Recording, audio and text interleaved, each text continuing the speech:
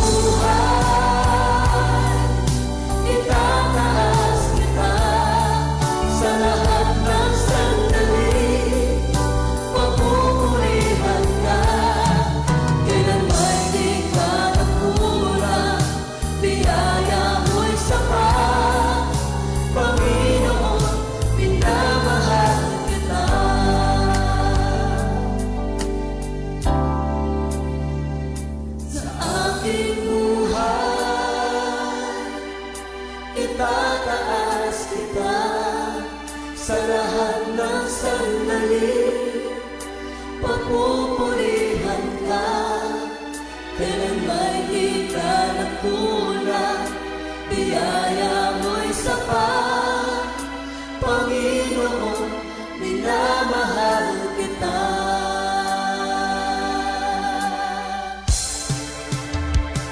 Sa aking buhay,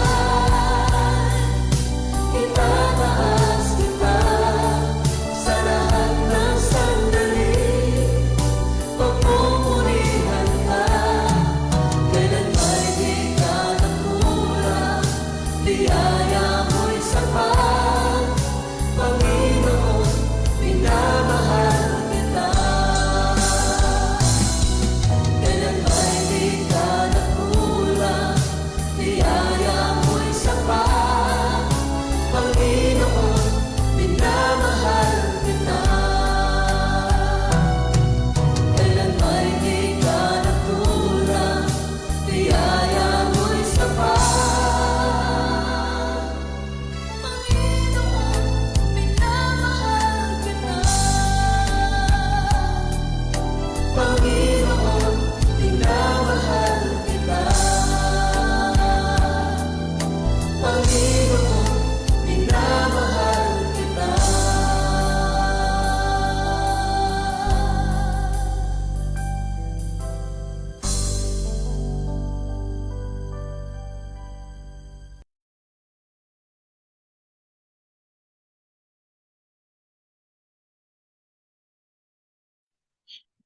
Amen. Sa umaga pong ito ay niluluwalhati po natin ang pangalan ng ating Panginoon.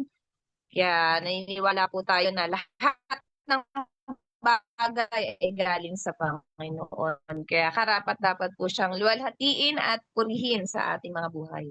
So, sige po, sa liwanag po ng ating mga inawit, ay ngayon naman po ay makakarinig po tayo ng Word of God sa umagang ito sa pamamagitan po ni Sister Medi.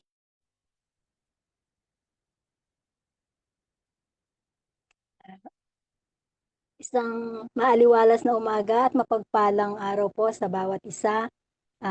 Sa umaga pong ito, bago po natin idulog yung ating mga concern, ang concern ng bawat isa sa ating Panginoon, tayo muna po ay magbulay ng salita ng Diyos. At ito po ay magmumula sa Jeremiah 17:10. Sabi po dito, I the Lord search the heart and test the mind, to give every man according to his ways, according to the fruit of his deeds. Sabi po sa Tagalog, akong si Yahweh ang sumisiyasat sa isip at sumasaliksik sa puso ng tao. Ginagantimpalaan ko ang bawat isa ayon sa kanyang pamuhay at ginagantimpalaan ko ayon sa kanyang ginagawa. Amen. Una po sa lahat,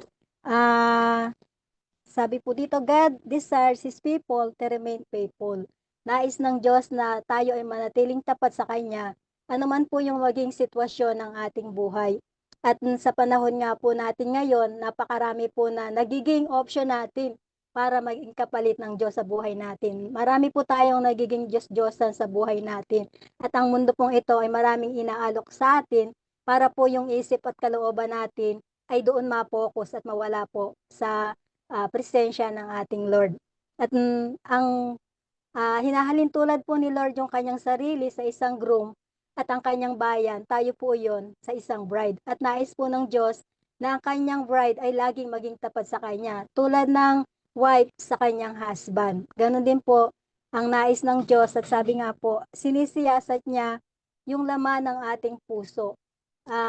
Hindi po depende bale, hindi po basta sinisiyasat lang dahil alam naman po natin na alam ng Diyos yung laman ng ating kalooban at puso, kundi ine-expose niya po kung ano yung laman ng ating puso at isipan para malaman po natin kung tayo ba ay nagmamahal pa sa Kanya. Dahil madalas po sinasabi natin, mahal na mahal natin si Lord, pero hindi pala mahal na mahal kundi mahal lang. Dahil may mga pagkakataon na akala natin dahil ginagawa po natin yung mga tungkulin natin sa church, gumagawa tayo ng mabuti, akala natin pagmamahal na yun sa Lord. Kaya ina-expose niya kung ano ba talaga yung laman ng puso mo, kung yung pagmamahal na yon ay talagang magiging tapat ka sa Kanya ano man yung maging sitwasyon ng buhay natin. Kung minsan po kasi akala natin mahal natin si Lord, pero kapag dumating na yung mga kapagsubukan sa ating buhay, nagkakaroon na ng wave yung pagmamahal natin sa Kanya. Yung pananampalataya natin sa Kanya ay nagkakaroon na ng alinlangan. At doon po nais ng Lord na ipakita sa atin, ini-expose niya po yung kaibuturan ng ating puso at para malaman natin ano ba yung gaano ba kalalim at kalaki yung loyalty natin sa Kanya. At kapag nakita po niya na nagkakaroon na ng ah, wave yung pananampalataya natin sa Kanya, yung loyalty natin sa Kanya, nagpapadala siya, nung unang panahon, nagpapadala po siya ng mga prophet para sabihan yung kanyang bayan. At sa panahon po natin ngayon, maraming ginagamit si Lord para tayo ay paalalahanan. Tulad nga po ng mga pastor, mga ka-church natin, mga ka-church member natin, gayon din po maging yung ibang tao or yung maging yung napapakinggan at napapanood natin, nagiging instrumento po yan ng Panginoon para paalalahanan tayo kung gaano ba tayo katapat talaga sa Panginoon. At pangalawa po, God searches the heart and tests the mind. Ah, Sinusubok niya po yung ating puso at isipan para po malaman talaga ng Panginoon kung gaano tayo katapat sa Kanya. Dumadating po sa buhay natin na talagang dumaranas tayo ng mga pagsubok, lalo na po ngayon na nakikita natin na sa mundo natin ngayon, napakadami po na mga pangyayari na hindi natin sukat akalain or yung mga pangyayari na hindi po natin mapaniwalaan. Yung akala mo malakas ka, masigla ka, wala kang sakit. Pero sa isang iglap lang, nandun ka na sa panahon na nakaratay ka na at hindi mo mapaniwalaan dahil hindi mo matanggap dahil alam mo na ginagawa mo naman yung the best mo sa Lord. Pero dito po nais ng Lord na makita kung ano ba talaga yung laman ng ating puso at kung gaano ba talaga tayo magiging katapat sa Kanya sa kabila ng sa panahon na dumaranas tayo ng mga ganitong kapagsubukan. At kapag po tayo ay nagbabasa ng Bible, talagang alamin natin, may utos ba ang Diyos sa binabasa natin na ito? May theology ba na katotohanan na dapat nating panampalatayanan sa binabasa natin? At mayroon bang mga pangako si Lord na dapat nating panghawakan? Dahil sa pagbabasa po natin, diyan po natin makikita ang kalooban ng Diyos sa buhay natin. At mauunawaan po natin kung ano yung nais na mangyari sa buhay natin. At sabi po dito sa pangatlo, God rewards those who work in His ways. Ginagantimpalaan ko ang bawat isa ayon sa kanyang pamumuhay at ginagantimpalaan ayon sa kanyang ginagawa. Sa buhay po natin, huwag po tayong masa ng pagpapala kung hindi tayo naayon sa kalooban ng Diyos dahil ang pangako po ng Diyos sa atin, lahat ng ginagawa natin, lahat ng ah, lahat ng ginagawa natin sa Panginoon, yan po ay may kalakip na pagpapala. At sabi po dito sa salita ng Diyos, kung ano ang iyong tinanim, yun din ang iyong aanihin. Kung nagtanim ka ng kabutihan, aani ka ng kabutihan. Kung nagtanim ka ng pagmamahal sa kapwa mo, aani ka ng pagmamahal mula sa Diyos. At kung nagtanim ka ng magagandang bagay, naglingkod ka sa Diyos, naglingkod ka sa mga tao para sa Panginoon, aani ka ng pagpapala mula sa Panginoon. At bilang application po sa ating buhay, nais po ng Diyos na patuloy tayong maging tapat sa Kanya na ano man ang maging alok sa atin ng mundong ito, dahil ito pong mundong ito ay talagang nais niya na i-deceive ang ating puso, ang ating isipan. Binibigyan tayo ng magagandang opportunity para malaman kung tatanggapin ba natin ang inaalok ng mundong ito or yung lalakad pa rin tayo sa kalooban at sa salita ng Diyos. Kasi ang mundo pong ito, talagang nag-aalok siya ng katulad sa trabaho, nag-aalok siya ng magandang sweldo, nag-aalok siya ng magandang trabaho. Pero kung hindi naman po yun naka-align sa kalooban ng Diyos, dapat po nating pag-aralin, dapat po nating isipin na kahit nagano pa yung kaganda, kahit nagano pa kalaki yung kapalit noon, kung hindi po yun ang kalooban ng Diyos sa buhay natin, dapat po tayong matutong sumagot ng hindi. Dahil sa buhay po natin, alam natin na sa Diyos lang lahat nagmumula ang lahat ng bagay. At alam din po natin na dahil sa biyaya ng Diyos, lahat po ay nakakamit natin. At sabi po sa number 2, expect that your loyalty will be tested. At lahat po ng katapatan natin ay uh, tinetest ng Lord kung gaano ba tayo katapat sa Kanya, kung gaano ba natin siya pagtitiwalaan sa buhay natin, at kung paano tayo mananampalataya sa Kanya sa kabila ng mga pangyayari dito po sa mundong ito. Kaya sabi nga po sa Jeremiah 17:10 na ating binasa, talagang ang nais niya sa atin ay patuloy tayong maging tapat sa Kanya, umasa tayo sa Kanya, manampalataya tayo sa Kanya. Huwag tayong manangan sa anumang ibibigay ng mundong ito. Huwag tayong maakit sa pinapangako ng mga tao na hindi naman naaayon sa kalooban ng Diyos yung mga pinapangako sa atin.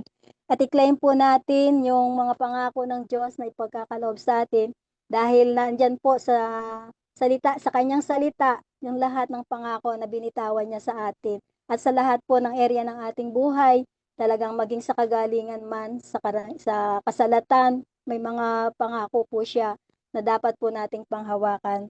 At kung i-scale po natin yung ating sarili, kung from 1 to 10, gaano po kaya tayo katapat sa Diyos?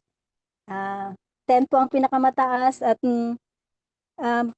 kung i-expose ni Lord talaga yung laman ng ating puso, ano po kaya yung makikita niya sa ating puso? Gaano kataas yung pagtitiwala at yung katapatan natin sa Kanya? Kaya dapat po na sa bawat oras at bawat sandali ng ating buhay, talagang sinasaliksik natin ang ating puso upang ipakita sa Kanya kung gaano ba tayo katapat sa Kanya at kung gaano po natin siya pagtitiwalaan sa ating buhay sa kabila ng mga pagsubok na dumarating sa ating buhay. Dahil yung mga pagsubok po na yan ay talagang test sa ating buhay para ma-expose at malaman yung katapatan natin sa Kanya. At bago po tayo dumulog sa ating Panginoon, sandali po tayong manalangin at idulog po natin sa Kanya yung ating napag-aralan sa umagang ito. Lord, now I know that you investigate my heart. You expose my mind. Please help us to become loyal and committed. Gawin mo pong yung puso ko, Panginoon, ay laging nagtitiwala sa iyo sa lahat ng mga pangako mo at hindi yung binibigay ng sanlibutan ito. At sa umaga pong ito, lahat po ng idudulog namin sa iyo, Lord, ay makita mo po yung katapatan ng aming puso sa lahat po ng idudulog namin sa iyo. At tunay nga po, Lord, na makita namin at madama namin yung kabutihan mo at yung pag-ibig mo sa bawat isa. Kaya maraming salamat po, O Diyos, sa umagang ito ay tunay nga po na ikaw ang itinataas namin, pinapupurihan at pinasasalamatan. In Jesus' name, Amen. Amen. Thank you po, Ate Medi. So, sa umaga pong ito ay pasiyasat po natin sa Panginoon ang ating mga puso. At alam ko po na ang Lord, nagsisiyasat siya ng puso para makita kung ano pa yung mga karumihan sa atin, kung ano pa yung dapat linisin sa atin at i-correct. At alam naman po natin na ang bawat isa sa atin ay very willing na magpa-correct sa ating Panginoon. So, let's pray po. Una po, panalangin natin ang ating bansang Pilipinas, ang ating President. Sige po, let's pray. Thank you, Lord. Panginoon, maraming salamat po sa umagang ito, sa patuloy na sa mo sa bawat isa sa amin. Masama sa lagi nandyan para i-guide kami sa lahat ng aming gagawin. Dalangin namin, Panginoon, na sa umagang ito, ikaw ang patuloy na mataas sa aming bansang Pilipinas. Naniniwala ako na nga pagsubok, may mga kaguluhan sa aming Senado, sa aming pamahalaan. Pero nananatili ka, Panginoon, na Diyos ng aming bansa. Kaya may mga bagay, Panginoon, na pinapahintulot ka na mangyari para patuloy na makita ng mga tao na wala kaming magagawa kung wala ka sa isang bansa, kung wala ka sa aming mga buhay. Kaya sa aming bansang ito, naniniwala kami, Lord, na hindi ito uunlad kung hindi ka nila kikilalanin. Kaya naniniwala kami na ang simula ng pagkaayusan ng aming bansa. Kaya gamitin mo ang bawat isa sa amin, Lord. Kung gusto namin maging maayos ang aming bansang Pilipinas, gamitin mo mga Christians sa bansang ito para maabot yung mga tao na hindi pa nababahagi na ng mga salita mo nang sa ganon makakilala sila at maging maayos ang aming bansa, especially Panginoon, yung mga tao na nakaupo sa aming gobyerno, sa aming pamahalaan, sa Senado. Lord, dalangin ko na yung mga tao mo doon na mga followers mo, Lord, yung mga nakaupo sa katungkulan nila na may banal na pagkatakot sa iyo, na may paniniwala sa mga salita mo. Lord, gamitin mo sila, gamitin nila yung kapangyarihan nila sa tama, gamitin nila yung mga salita mo na nakuha nila sa Biblia nang sa ganun ay magkaroon ng kapangyarihan lahat ng sasabihin nila at kasihan mo ng lakas mo, Panginoon, ng kapangyarihan mo lahat ng mga words na bibitawan nila nang sa ganun tumimo sa puso't isipan ng mga kasama nila sa Senado yung mga salita mo, yung mga bibitawan nila. At Lord, bigyan mo ng wisdom and knowledge yung mga matataas na posisyon na pinagkaloob mo dun sa mga tao na yon, especially sa aming presidente. Lord, kung ano man po ang nasa isip niya sa oras na to, ikaw ang magbago nito, Panginoon. Ikaw ang magsaayos ng buhay niya, ng pamamalakad niya, ng pagdedesisyon niya sa aming bansa. Hindi mo kami kalilimutan, Lord. Kilala mo ang bawat isa sa amin at hindi nawawala sa isip mo ang mga Pilipino, Lord, dahil mahal mo ang bansang ito at dahil sa iyo ang bansang ito, hindi mo pababayaan na malubog kami sa anumang korupsyon, sa anumang hindi pagkakaunawaan ng mga tao sa gobyerno. Hindi mo hayaang madama yung mga maliliit na tao dahil sa hindi nila pagkakasundo. Lord, yung mga batas na binibitawan nila, pinapatupad nila, maging naaayon sa mga tao, naaayon sa kalooban mo, at maging balanse sa mga tao, maging fair, Panginoon, ang bansang ito, ang gobyernong ito para sa bawat isang tao, bawat isang mamamayan sa aming bansa, Panginoon. Hindi kami titingin sa matataas lang na tao, kundi titingnan din namin, Lord, yung mga maliliit na tao kung kakayanin nila yung mga binababang batas ng aming bansa. Lalo na po yung mga singil sa kuryente, sa anumang pagtaas ng presyo ng bilihin. Lord, di ko magbigay ng kaayusan dito, Panginoon. Naniniwala kami na maraming nananalangin para sa mga problemang ito para sa aming bansa. Kaya hindi ka bingi, Lord, hindi ka bulag para hindi mo makita lahat ng pangailangan ng aming bansa. Kaya mula sa aming mga puso, naniniwala kami sa oras na to, Lord, na nakikinig ka at may ginagawa ka at may gagawin ka sa aming bansa. Sisimulan mo ito sa aming Pangulo, sa kanyang pamilya, na magiging maayos ang pamilya nila, na sa gano'n na maging huwaran silang modelo para sa aming bansa, na kung ano man yung mga kamalian nila ngayon, kakulangan nila, Lord, sa isaayos mo, gumamit ka ng tao mo para sila yung magsaayos sa aming presidente, sa kanyang pamilya, nung sa ganun, Lord, maayos niyang pamunuan ang bansang ito. At kung ano man po ang problema sa aming vice-presidente na alam ko na nasasangkot sa anumang anomalya sa aming bansa. Lord, bilang pangalawang Pangulo, alam ko na hindi madali yung sitwasyon niya ngayon, hindi madali kung ano man yung pinagdaraanan niya ngayon, pero ikaw ang batas, Panginoon. Ikaw ang bibigay ng mga katarungan para sa aming bansa. Kung ano yung tama, Lord, yun ang mangyari sa aming bansa. Kung ano man yung magiging kalooban mo para sa bansang ito, yun ay magiging para sa kaayusan at katahimikan ng aming bansa at pag-unlad. Naniniwala po kami sa oras na to, sama-sama kaming nananalangin sa pagbabalik ng kaayusan ng aming bansa. Makikilala kaming bansang may unity, bansa, Christian nation, Panginoon. At mananatili sa puso ng bawat Pilipino yung pagkakaisa, pagtutulungan, at yung bayanihan nga po na meron ang bawat Pilipino. Kaya salamat po, Panginoon, sa umagang ito. Itinataas namin bawat Pilipino, ang aming gobyerno, ang aming presidente, lahat ng namumuno sa bansang ito ay para sa iyo at ikaw ang Diyos ng bansang ito. Kaya salamat po sa pangalan ni Jesus. Amen. Amen. Thank you, Lord. So ngayon naman po ay papanalangin po natin ang LGUs sa pangunguna po ni Nanay Presi.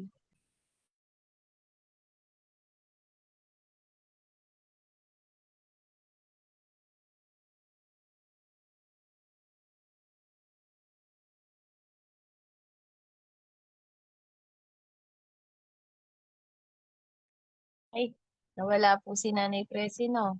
Sige po, ako na lang po. Thank you, Lord. Patuloy po kaming lumalapit sa iyo, Panginoon, sa amin naman pong local government units. Naniniwala po kami, Lord, na kung paano mo sinasaayos ang aming bansa, kasama nito ang mga bayan, mga lalawigan na nasasakupan ng aming bansa. Dalangin namin, Panginoon, na ikaw ang patuloy na sumaayos sa lalawigan ng Bulacan. Nakikita na po namin yung mga kaayusan, lalo na po sa mga schools na mga pinapatupad ngayon ng gobyerno. Salamat po, Panginoon, sa mga programa na pinagkakaloob ng aming governor para sa mga kaayusan ng mga schools na pinatupad na po kahapon ng seminar na po sa mga schools, sa mga elementary. Dalangin namin, Lord, na maging maayos ito, hindi lang po sa mga schools, kundi sa mga public place dito sa aming lalawigan, sa mga municipality ng Bulacan, Panginoon, sa ayos niyo po yung mga mayors na nakaupo sa bawat bayan. Dalangin namin na maging maayos ang kanilang pamumuno nang sa ganun ay hindi magkaroon ng anumang korupsyon, hindi magkaroon ng anumang kaguluhan sa bawat bayan na nandito sa aming lalawigan. Dalangin namin na ikaw ang patuloy na matataas at madadakila. At Lord, yung mga tao na ginagamit mo para isaayos ang peace and order sa aming lalawigan, sa aming mga bayan, ikaw ang patuloy na magbigay sa kanila ng protection, ng blessing sa bawat pamilya. At dalangin namin na hindi sila magugutom, Lord. Hindi sila magkukulang sa anumang gagawin nila, kakailanganin nila. Ang pamilya nila ipagpapalain mo.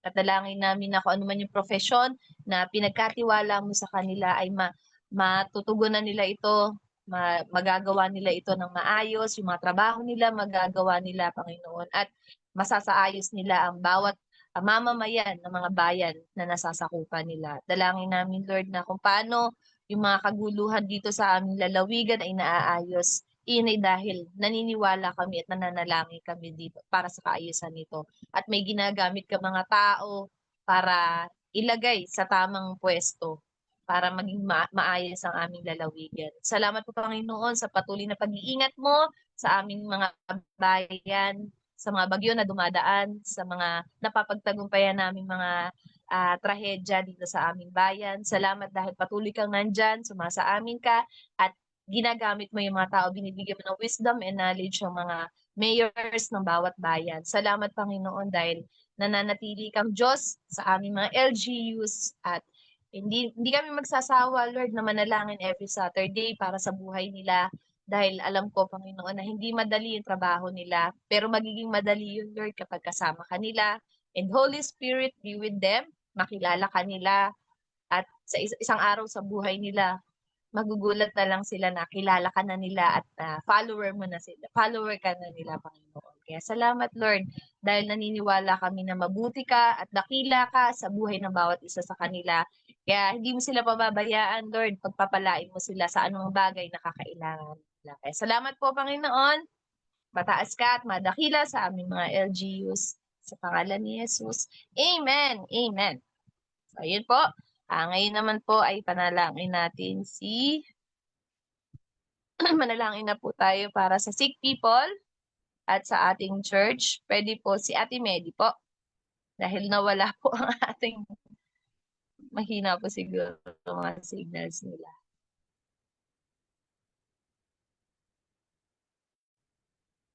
Pwede po Ate Medi, pray po kayo sa ating church. Sige. Ate po yung may mga sakit po. Nawala po kasi iba natin kasi. Sige po, tayo po ay tuloy-tuloy na manalangin. At Ate po yung ano ngayon, Ate Medi, yung meeting po natin ngayon, pa-pray na din po. Sige po, tayo po ay tuloy-tuloy na manalangin at idulog po natin ngayon sa oras na ito yung ating church na LFCI Kalumpit. Lord, maraming salamat po sa kabutihan mo, sa pag-ibig mo sa bawat isa. Alam po namin na patuloy ka ang nagiging tapat at mapagmahal sa bawat isa sa amin. Kaya sa oras na ito, Lord, nais po namin itaas sa iyo yung kalagayan ng aming church.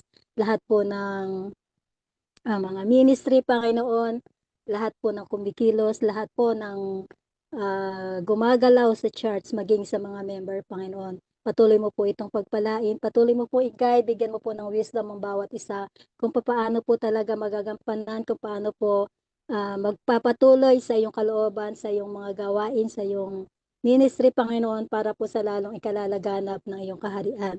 Kaya dinadalangin din po namin yung lahat ng mga pangangailangan, lahat po ng kailangan, Lord, maging sa financial, Panginoon, para po sa ikaayos, ikagaganda, at ikapagpapatuloy po ng aming church, Panginoon, ay tunay nga po, Lord, na abutin mo po ito at ikaw po, Panginoon, ang ah, magsaayos ng lahat ng mga bagay na talagang hindi ah, magsaayos ng mga bagay, Panginoon, na talagang kailangan po namin na yung guidance sa bawat isa. Kaya, Lord, tinataas din po namin yung ah, ka, kaayusan ng aming church, yung kalooban mo, Panginoon, ang talagang maghari sa church na iyon, maging sa mga member, Panginoon, makita po yung talagang pag-ibig, pagmamahalan, pagmamalasakitan sa isa't isa, at kumilos sa isang katawan, Panginoon, na ikaw po, Panginoon, yung aming body, kami po ang iyong mga parts, Panginoon. Kaya tunay nga po, Lord, na sa buhay Kristiyano, Panginoon, talagang nakasali kami sa iyo po kami nakakonek, at sa iyo po kami talaga kumikilos, Panginoon, para po ang buhay namin ay talagang maibigay namin para sa iyo. Kaya, Lord, tinataas din po namin yung lahat ng mga may karamdaman na sa oras po na ito talagang dumaranas po sila ng una po lahat, Panginoon, yung sa kanilang mental, Panginoon, yung talagang sa isip nila ay talagang nawawalan sila ng pag-asa, nahihina sila, at talagang, Panginoon, na yung puso po nila ay may kabigatan dahil po sa kanilang dinaranas. Una na nga po sa lahat ang aming mahal na Pastor John, Pastora Cynthia, Pastor Sid, Panginoon. Abutin mo po sila, katagpuin mo po yung kanilang kalagayan, Panginoon, at dalangin niya po, Lord, na sa iyo magmumula yung miracle, ng healing, Panginoon, ng restoration ng kanilang body, at maging yung sa kanilang pananampalataya, Panginoon, patuloy mo po itong pag palalakasin sa kanilang mga puso, at hindi po, Panginoon, makakapanaig yung i-inject na kaaway sa kanila na panghihina, Panginoon. Kaya maging yung ibang may karamdaman, Lord, dalangin din po namin si Brother Claro na nasa ospital din po ngayon. Abutin mo po sila, at gayon din po, Lord, maging lahat ng kanilang pangailangan, maging yung kumikilos, Panginoon, na doktor para sa kanila, maging yung gamot, Lord, abutin mo po ito, at pagpalain mo po ang lahat ng ito para po makatulong sa kanila. Maging ah, sa mga ministry, Panginoon, na talagang bawat isa, Panginoon, ay may kanya-kanyang ginagampanan. Dalangin din po namin, Lord, na yung wisdom mo, Panginoon, ang manguna, at tunay nga po, Lord, na maging makapangyarihan po yung salita sa buhay ng bawat isa, at sa kaayusan po ng aming church, Panginoon. Tunay nga po, Lord, na nais namin, Panginoon, na talagang yung kalooban mo yung mangyari sa church na ito. At tinataas din po namin sa iyo yung mga plano, Panginoon, yung mga nalalabi pang mga gagawin, Panginoon. At nga sa araw nga po na ito, nandun po, Panginoon, na magdadaos po kami ng meeting, Panginoon, na pag-uusapan po muli yung iba pang mga plano, yung ibang mga gagawin. Dalangin po namin, Lord, na patnubayan mo po, gabayan mo po yung meeting na ito, at talagang makabuo po ng maganda at maayos na plano, Panginoon, para po sa lalong ikalalago ng aming church.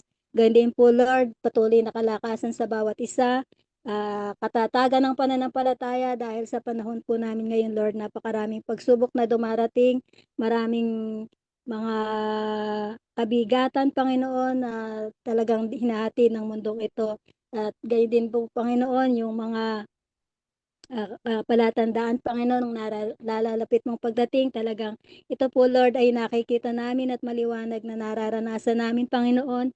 Dalangin nga po namin, Lord, na huwag po kaming ma-distract or wag po kaming ma-disappoint sa mga pangyayaring ito, kundi ito po yung magbigay sa amin ng lakas, maging inspirasyon po namin, Panginoon, para lalo po kaming magkaroon ng katatagan at lalo pong lumalim yung aming pananampalataya sa iyo dahil sa panahon po na yun, Panginoon, na sa iyong pagbabalik ay talagang makakasama ka na po namin. Kaya patuloy po, Lord, na maging sa nalalapit po na death anniversary ni Pastora Maricel, dalangin po namin, Lord, na kumilos ka din po sa araw na iyon at hindi lamang po yung ah, pag-alaala namin sa kanyang pagkawala, Panginoon, kundi maging inspirasyon po siya patuloy sa buhay ng bawat isa na naging kabahagi ng kanyang buhay. Kaya din po, Lord, lalo na sa kanyang minamahal na asawa, Panginoon, na maging kalakasan po niya, Panginoon, yung ginagawa mo sa kanilang buhay, Panginoon. At tunay nga po, Lord, na sa panahon po, Panginoon, na si Pastor Rosel ay nabubuhay, talagang marami po siyang hinipo at inilapit sa iyo, Lord, para po makakilala at sumampalataya sa iyo. Kaya patuloy po, Panginoon, na bagamat wala na siya, patuloy mo pong gamitin, maging yung mga salita mo po, Panginoon, na kanyang hinayag na nakarecord, Lord. Patuloy po itong dadaloy, Panginoon, at kikilos sa buhay ng bawat isa. Patuloy nga po, Lord, na pagmamahalan, pagkakaisa, at patuloy po na pagsusunuran sa isa't isa, pag-uunawaan ang makita po sa buhay ng bawat isa. Maging sa mga ibang church po, Panginoon, ng LFCI, Lord, patuloy ka din pong kumilos sa mga church na ito. Patuloy mo pong ah, yung kapangyarihan mo yung kumilos sa bawat isa at maging yung sa mga pagsubok na dumarating, patuloy na katatagan, Panginoon, ang hatid mo po sa bawat isa sa church na ito. Gayon din po, Lord, sa aming bishop ay patuloy po, Panginoon, na yung wisdom mo po, then talagang yun ang magamit niya sa paglilingkod niya sa iyo. At tunay nga po, Lord, na pagpalain mo po yung kanilang buhay, bigyan mo po ng patuloy na kalakasan at maayos na pangangatawan ang aming bishop sa po ng kanyang pamilya. Kaya sa umaga pong ito, maraming maraming salamat po at anuman po, Panginoon, yung mga concern pa namin na hindi po namin nabanggit or hindi po namin naalala, Panginoon, ay ikaw po, Panginoon, yung nakababatid ng lahat ng pangailangan namin ito at sa iyo po namin ito tinataas, dinudulog. At alam po namin, Lord, na sa pamagitan po ng aming pananampalataya, ikaw po ay kikilos sa buhay ng bawat isa. Ikaw po, Panginoon, yung gagawa at ikaw din po, Panginoon, yung magbibigay ng katuparan ng lahat ito. Maraming maraming salamat po. Tanging sa iyo lamang ang pinakamataas na papuri, pasasalamat, pagsamba sa dakilang pangalan ng iyong anak na si Jesus. Amen. Amen, amen. Thank you po, Ate Medi. Ngayon naman po, para po sa ating last, yung mga prayer request po. Everyday tithes and offering po natin. Sa pamumuno po ni Ate May. Amen. Sige po, ngayong umaga po tayo ay patuloy na pananalangin para po sa prayer request ng mga na nasa atin pong offering. And sa mga kasama po natin sa Facebook Live, pwede po tayong mag-comment na ating mga prayer request para maipanalangin na rin po natin ngayong umaga. Sige po, manalangin tayo. Panginoon, patuloy kami nagpupuri sa iyong pangalan, dakila ka, matapat ka sa buhay namin, at patuloy kami naniniwala na ikaw ay Panginoon na sumasagot sa aming mga panalangin. Ngayong umaga, Panginoon, gawin mo kami karapat-dapat sa iyong harapan at we pray, Lord God, na sa bawat panalangin na aming sasambitin, ito ay naririnig mo at ikaw ay tutugon ayon sa iyong plano at ayon sa tinakda mong panahon, Lord God. Thank you, God. Ngayong umaga po, we pray, Lord God, para kay Brother Nick Daluz. We pray for guidance and protection for his whole family, Lord God. We pray for Joanne Gonzalez, Julius Daluz, Panginoon, pagpalain mo sila. Bless their family, Lord God. Gayun din ka, Brother Michael Chico, Lord God. Patuloy mo siyang protektahan in Jesus' name at patuloy mo siyang gamitin para sa iyong kingdom. Thank you, Lord. Pinapanalangin din po namin, Panginoon, si Sister Nelia Clemente. We pray for salvation para po sa kanyang buong pamilya, sa anak niya na si Nelmar, Lord God, protection, healing, long life, health, provision, financial blessings para sa kanyang buong pamilya. At patuloy niyo po silang ingatan, Lord God. At we pray that all their the desires of their heart, Lord God, will be heard by you. Thank you, Panginoon, kay Sister Mercy Reyes. We declare guidance, protection para sa kanyang buong pamilya, salvation para sa kanyang mga minamahal, Lord God, at salvation para kay Dolly Habana. Thank you, Lord. In Jesus' name, in Jesus' name. We also pray for Brother Ronald Estrella. We pray for provision, healing, breakthrough in all aspects of their lives and families in Jesus' name. Thank you, Lord. Yan din po kay sa aming kapatid na ito, we pray for their family, Lord God. Bless them, and ikaw po ang patuloy na magpala sa kanila. We also pray for healing and protection para po kay Sister Janice Gutierrez. At ganun din po kay Sister Nora. We pray po para kay Aaron na mawala yung sakit ng kanyang tagliran, kay David na mawala yung infection niya sa dugo in Jesus' name. At patuloy po na magbalik loob si Brother Alvin para po sa kanilang buong pamilya, Lord God. Bless their whole family, ang kanyang mga anak, Lord God. At patuloy mo silang pagbigyan ng pag-ibig, Panginoon, para sa isa't isa. Thank you, Jesus. I also pray for Sister Connie Sugitan. We pray for salvation, family, ng Candelaria, Sanchez, Chongson, at marami pang souls na magtuloy-tuloy ang simbahay, gawain nila, Panginoon, at ma-release na yung titulo ng kanyang 2 lote na binebenta. Salamat, Panginoon. Bless her, Lord God, in Jesus' name. Also pray for Sister Connie Lorzan. We pray for good health, stable financially, and successful po sa kanilang mga anak, Lord God. Salamat, Panginoon. Bless them abundantly in Jesus' name, in Jesus' name. Dalangin din po namin si Brother Benny. Panginoon, patuloy niyo pong ingatan ng kanyang buong pamilya at ng kanyang mga anak na nakabase sa Dubai. Pagpalain mo sila, Lord God, in Jesus' name. We also pray for Sister Gloria Cuenco na gumaling na ang kanyang asawa sa trangkaso at mawala na yung sakit niya sa likod. Gayon din, Panginoon, yung prayer request niya ngayong umaga na mawala na yung pagluluha sa kanyang mata. In Jesus' name, she is healed in Jesus' name. Gayon din po kay Sister Avelina Almasan, nananalangin siya ng kagalingan para kay Pastor John, Brother Jose, Sister Elvira, Brother Pablo. In Jesus' name, they are healed by your stripes, Lord God. Ganon din kay Brother Cesar Santos. We declare God's divine provision, God's divine healing, God's divine protection, and spiritual revival in Jesus' name. We also pray, Lord God, for Brother Steve Canlas na patuloy mo siyang gamitin para sa iyong kapurihan. Patuloy mo pong pagpalain ng kanyang pamilya. Bless his relationship with you, yung family niya, business, at yung employment niya. Thank you, Lord. We also pray for good health, Lord God, para kay Sister Lucila San Jose. Amen. Thank you, Lord. Ganun din, Panginoon, we pray for family's health, financial blessing, and provision para po kay Austin Santos. Thank you, Lord, in Jesus' name. In Jesus' name. Bilangin din po namin ang Pascual family, Lord God, at patuloy na pag-iingat po sa kanilang buong pamilya at sa kanilang mga anak. We pray for success, Lord God, para sa kanilang lahat at good health and strength po. In Jesus' name, in Jesus' name. We also pray for Kuya Marlon, protection and provision, all family para sa kanyang Lugo, Cruz, Casuyon family, prophetic wife, successful business, future living sa Australia, Canada, and New Zealand, and wisdom and understanding. Thank you, Lord. In Jesus' name, we pray for all those prayer requests, Lord God, na sasagutin mo. Thank you, Lord. Dalangin din po namin kay Sister J.Ann, Lord God, patuloy mo siyang pagpalain. We pray for family salvation, intimate relationship with you, Lord God, financial breakthrough, Lord God, provision, at patuloy na pagpapala and blessings, Panginoon, para sa kanyang buhay. Thank you, Lord. Thank you, Lord. Amen.